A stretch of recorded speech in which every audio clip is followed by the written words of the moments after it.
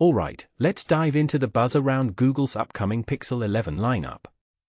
If you're anything like me, you're probably wondering, is this just another incremental update, or is Google about to shake things up? Personally, I think this year feels different. With Samsung already making waves, Google needs to bring something fresh to the table. And from what we're hearing, they might just deliver. First off, the launch event is set for August 12th, and Google's not holding back on the hype. Trevor Noah hosting? Stephen Curry as a guest? It's clear they're aiming for a splashy reveal. But here's the thing, all the celebrity glitz won't matter if the phones don't impress. So, let's cut through the noise and focus on what really counts. One thing that immediately stands out is the rumored price hike. We're looking at a $100 increase across the board for the Pixel 11 Pro and Pro XL, and a whopping $400 jump for the Pro Fold. Ouch! In my opinion, this is Google's biggest gamble. With inflation still biting, are consumers going to stomach these prices?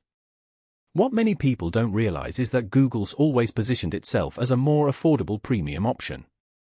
If they're inching closer to Apple territory, they'd better have the features to back it up. Now, let's talk design. The Pixel Glow HiLight feature? Honestly, it's intriguing but feels a bit gimmicky. A multicolored LED light bar for notifications? Sure, it's cool, but is it game-changing? Personally, I think Google's trying to add a unique flair to differentiate itself. But if you take a step back and think about it, this could also be a distraction from more significant upgrades, or the lack thereof. Speaking of upgrades, the specs are where things get interesting. The base Pixel 11 is rumored to ditch the telephoto lens, which feels like a step backward. I mean, who removes a camera in 2026? This raises a deeper question, is Google cutting corners to keep costs down, or are they betting that most users won't miss it? From my perspective, it's a risky move, especially when competitors are doubling down on camera versatility. On the flip side, the Pro models are rumored to get a 120x digital zoom. That's insane, if it's true. What this really suggests is that Google's leaning hard into AI-powered photography. But here's the catch, AI zoom often looks great on paper but can fall flat in real-world use. A detail I find fascinating is how Google's Tensor G6 processor might handle this. If they've optimized it for imaging, it could be a game-changer. But if it's just marketing hype, it'll backfire fast.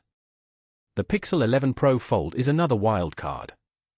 Foldables are still a niche market, and Google's asking $1,899 for this one. That's a lot of money for a device that's still proving its durability. What makes this really interesting is that Google's taking a different approach than Samsung. Instead of going all in on the foldable experience, they're treating it as just another variant. In my opinion, this could either be genius or a missed opportunity. If you take a step back and think about it, Google's strategy this year seems to be about balancing innovation with practicality. They're not reinventing the wheel, but they're adding enough tweaks to keep things interesting. Personally, I think the Pixel 11 lineup will appeal to loyalists, but it might struggle to win over new users, especially at these prices. Here's my closing thought, Google's always been about software smarts over hardware flash. But in a market where hardware is king, can they keep up? The Pixel 11 feels like a test of that philosophy. Will it pass? Only time will tell. What do you think?